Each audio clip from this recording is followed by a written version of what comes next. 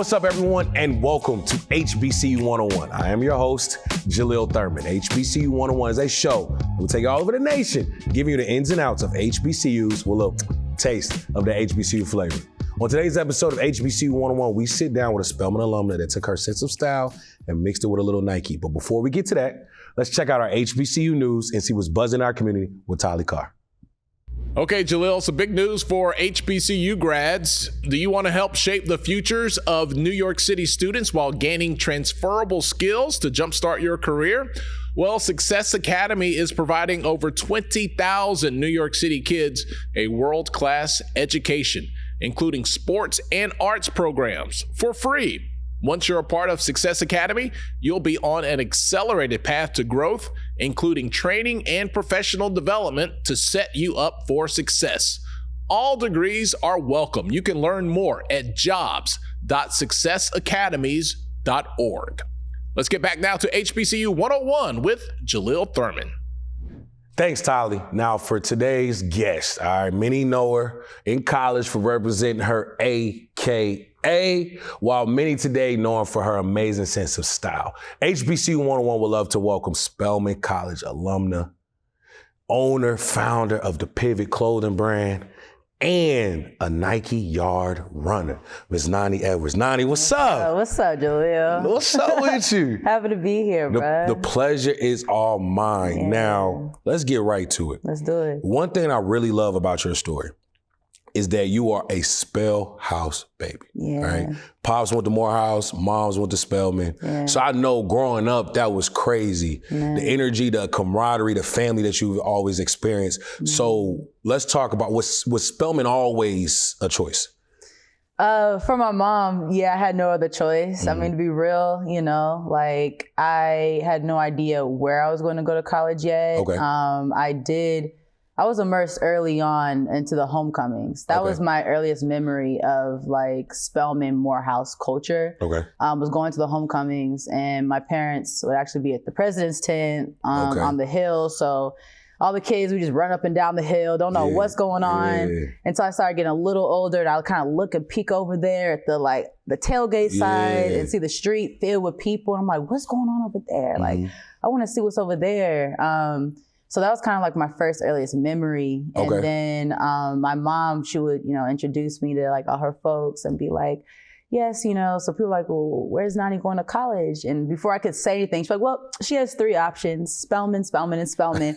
And hearing that from my mom, I kind of get annoyed. Like, oh, mom, I want to go to USC in LA. I had a partial scholarship to go there. Mm-hmm. So I was like, well, that's kind of where my heart was going to be.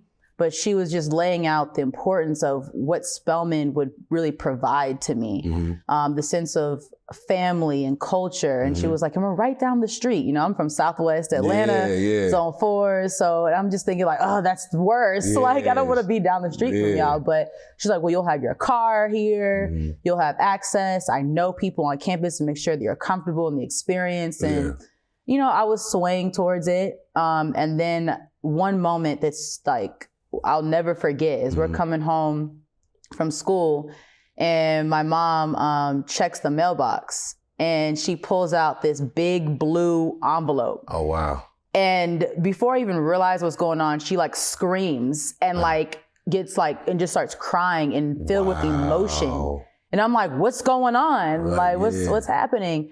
And she was it handed it to me. Right. And I kind of figured okay, it's blue, has Spelman on it. I'm like, oh, then did I get in? Yeah. And so I got my acceptance letter. And I think from that moment, I was like, oh, it's actually happening. This could be a real moment for me. And then I went to Spellbound and immediately greeted by so many beautiful, vibrant Black women, just so excited to take me in and take all of us into the community. And I think that was a moment for me, and a lot of my Spelman sisters can attest to that. Yeah. Is Spellbound really persuaded me that this was my home. Yeah. And I was like, there's no other choice about it. And God knows that I made the right decision. That was it. Yeah, because look where I am now. And and sometimes, it's so funny with parents, right? they always know best. Yeah. You know, and we always hate to admit it. It's always years later we'll be like, best. You know what? You right, You was right. You know, right. But what it sounds like at Spelman, you really got that sisterhood that we always hear about. And that family that just opened doors to you. And I'm sure your mom crying was like really like for you was like, oh, this really means something to you. Yeah. And that's amazing. Now you briefly touched about Spell House. Like the homecoming experience. You know, a lot of people, there's always this debate about who's homecoming, what homecoming, but when people do talk about homecoming in Atlanta, it's Spell House, hands down. What's so special about it? Feels like Disney World. Word. Like, it's that feeling when you go to Disney World and you just feel like a sense of nostalgia and a sense of like happiness.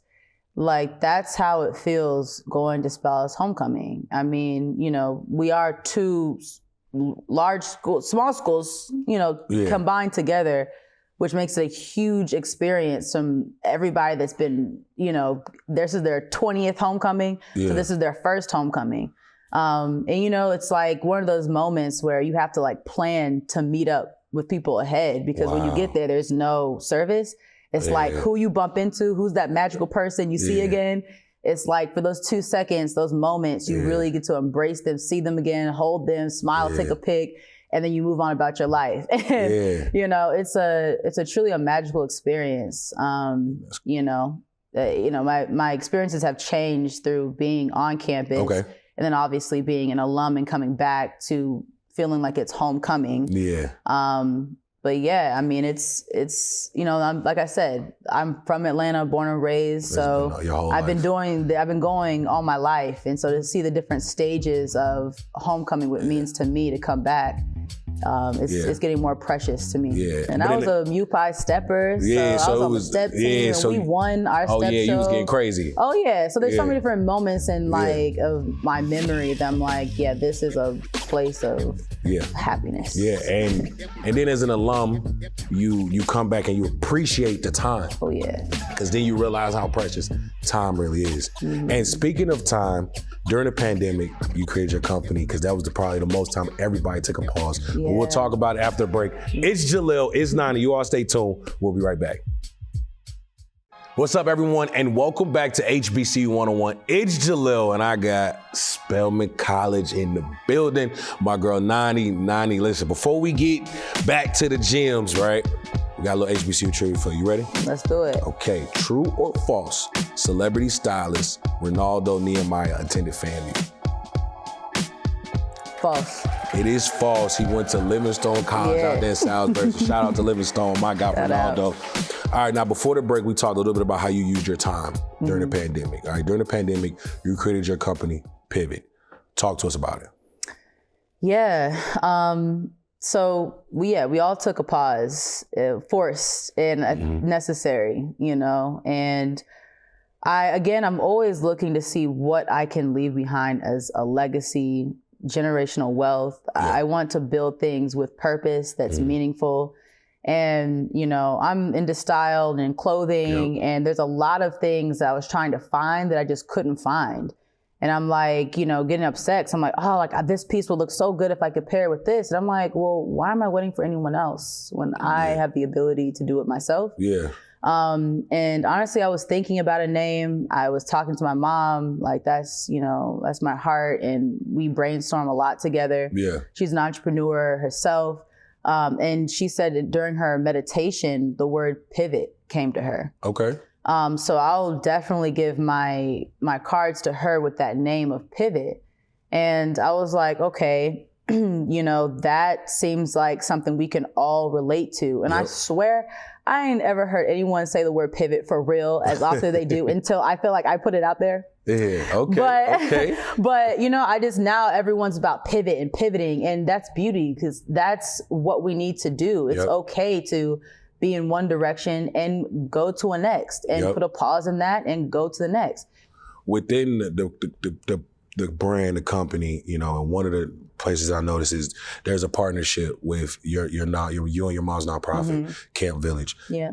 Talk to us about Camp Village and the impact that you all are doing for young entrepreneurs. Yeah, thank you for bringing that up. My mother is an entrepreneur, and she actually was working at a big time Bell South in the 90s. She had corporate jets waiting on her. She had everything she could, St. John suits, everything she could ask for. Yeah. But there was a point where I was in the car with her. You know, I'm a very active kid, and I'm listening to her feeling stressed in the car, and she's just not happy.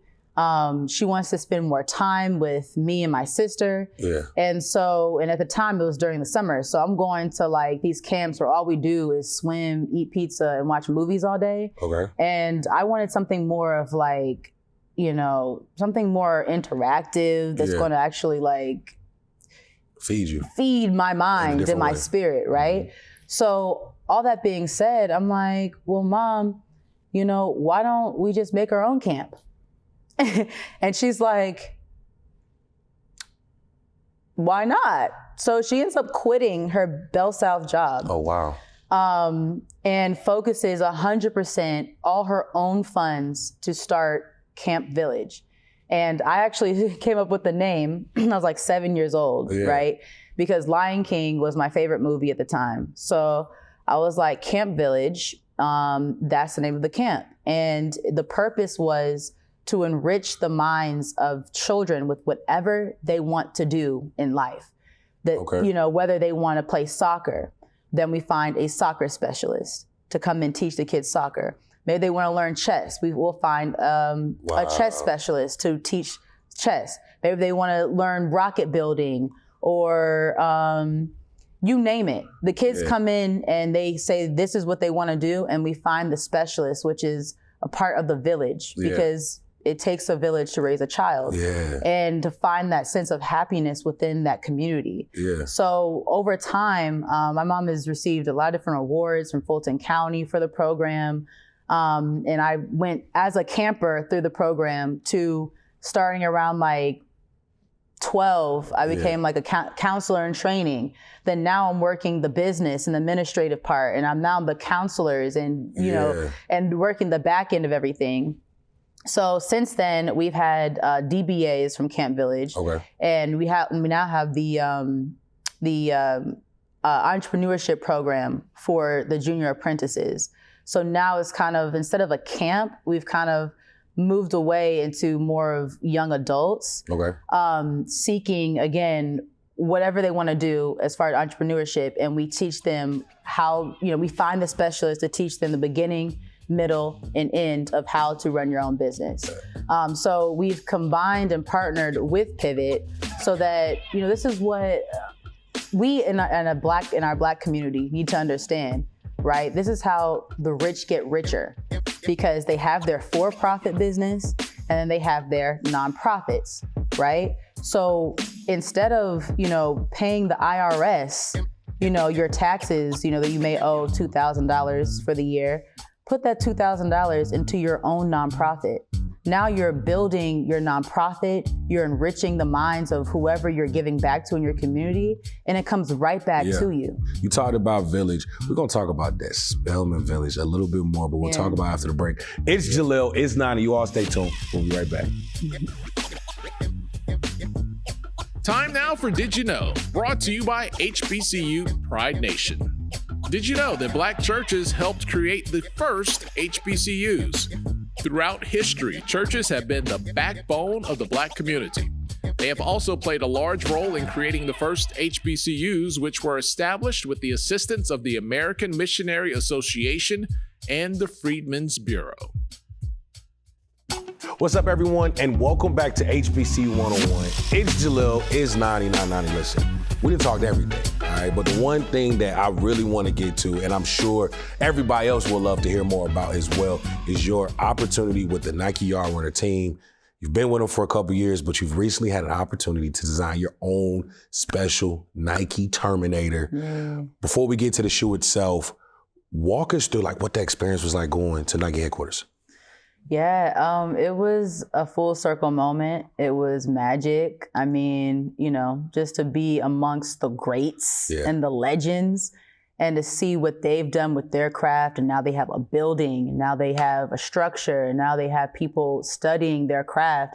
I mean, it's just something to really look forward to and big shoes to fill. Yeah. But I mean, yeah, just seeing everything in person and understanding the history and how things came about. I mean, it was crazy. Magic. And I saw the shoe for the first time in the Tiger Woods building. Wow. So that was my first time unveiling. There's like a video out there of me unveiling the shoe. That was my first time putting my eyes on the shoe in person. Yeah. So that's true emotion. Yeah. Real. Now let's talk about the shoe. All right. Now you have the shoe here, so thank you, because I've been seeing it all over social media. I've been seeing it everywhere. Yeah. Walk us through like the design, the thought process that you had, because I know this is near and dear to your heart. Yeah. I mean, when they told me that I was going to be designing the shoe, I mean, it was an honor. It was just blessings. I cried in the club when I found out. And so the next day I had the opportunity to meet with the production team. Okay. And I came ready. I had a full file of exactly how I wanted the shoe to look, the logos, the placements. Yeah. I mean, it was just something that was embedded into me all of my life. And I wanted to make sure that, again, everything that I put on, that I wear is of purpose. Yeah. That's motivational driven. And I wanted to make it, a cream-based blue, Spelman blue shoe. Okay. To make sure that it's, you can basically wear it with almost anything. Okay. A lot of my clothing, I'm gender neutral. So I wanted to make sure that, my Morehouse brothers would still love it. Okay. And wear it. But there are a few messages on here. There's Undaunted by the Fight. That is a part of our Spelman hymn.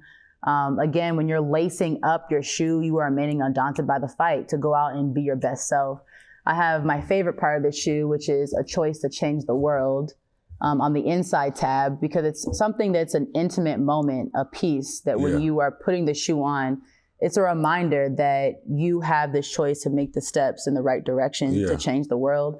That's why I have the baby blue paw prints, for our Spelman Jaguar. Again, that's just taking your step forward in the right direction. And then I have on the back, Thy Name We Praise. It's the first line of our hymn. And so, this is a shoe. Oh, and of course, the suede. I wanted to add like a little cozy feel, because Spelman is a sense of home and it's endearing to our hearts. Let's go back to your mother. Mm-hmm. I know when she found out, or B, when she seen the shoe for the first time, she probably cried again. Yeah. What was that emotion like? Yeah, it was one of those, I allowed her to be like, I told you so. And, I listened to your moms, listen to your parents, listen to your mom. They are instilled in a greater sense of knowing. And so it's like she almost knew this was going to happen to me before we even knew. Yeah. And that's just a greater spirit of it all. So just to show that, look, Mom, this is what I did. This is what I presented back to the community. Yeah. And this is just one step, first of many. Yeah.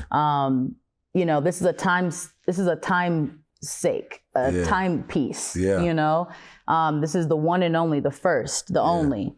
So yeah, I mean, she's proud. She's telling everybody. Yeah. She don't even wear sneakers. A lot of women don't even wear high tops or sneakers for real, but I designed it in a way so that it still gives a feminine touch where they'd want to wear it and wear it with pride. Yeah. I love how you took the mix of both worlds, right? Because I got to get me a pair. So I understand, okay. That's just me. I am a mix of both worlds, of all worlds. And, I don't know how else to be any other way. All right, look, nothing wrong with that. Before we let you go real quick, what's next for you? Yeah, more collaborations. I'm working with the Yardrunners program to see what else I can do to really make a mark into, of course, Spelman. I took a bit of a pivot from Pivot after I had an amazing turnout for our fashion show. Yeah. And I just wanted to realign the brand. Yeah. So this year I'm coming out back with a bang, the return of the Pivot. Okay. So expect some fashion shows, some new lines, more collaborations. It's exciting. I have a lot of things that I'm ready to put out into the world and leave my mark on. Okay. I ain't mad at it. Now, before we let you go, we play a game with all our guests. All right? It's called I Got Five on it. It's where you choose this or that, or who or what you got five on. Okay. All right. So let's just pick two schools. We're going to say which school do you have 5 on that's gonna have the better next design that's gonna go crazy? All right, so let's say, because we've already done FAM, Clark, Atlanta. Let's go Howard, right? And maybe Texas Southern. I don't know if they're Nike school or not, but let's just say if they are, whose school you think gonna come out with a bigger bang in the design? I mean, Howard already with Jordan. Yeah. So, I mean, I'm gonna go, I'll say Texas. I'll say Texas. I mean, Howard, the fan base, the community is so close-knit. But they already have Jordan. Yeah. So, I mean, I guess I'd say it's gonna be a different kind of love if a different school. Yeah. We want to see some more representations. Yeah. We always see the same schools. So. I ain't mad. Yeah. I respect it. Yeah. Look, it's Jalil, it's Nani. You all stay tuned. We'll be right back. Yeah. Time now for your HBCU Wall Street 101s. The month of March is Multiple Sclerosis Awareness Month. Nearly 1 million Americans will be diagnosed with MS. It's time now for today's Brain Love Spotlight. Rufus and Kristen Johnson. They're the founders of the nonprofit KR Scholars, and they are dedicated advocates for HBCUs. KR Scholars is dedicated to supporting underserved communities by providing scholarships, over $25,000 to date, financial literacy, and workforce readiness programs for students attending or planning to attend HBCUs. Kristen is a graduate of Winston-Salem State University. Go ahead, girl. And Rufus, he's a graduate of Fayetteville State University. That's today's Brain Love Spotlight. And that's it for today's episode of HBCU 101. Gotta give a special thank you and shout out to my girl Nani for coming through, giving us the scoop on everything from Spelman College, Cairn Village, Pivot, Nike Yardrunners, and everything she got next, all right? For the entire crew, I am your host, Jalil Thurman. I'll see you next week.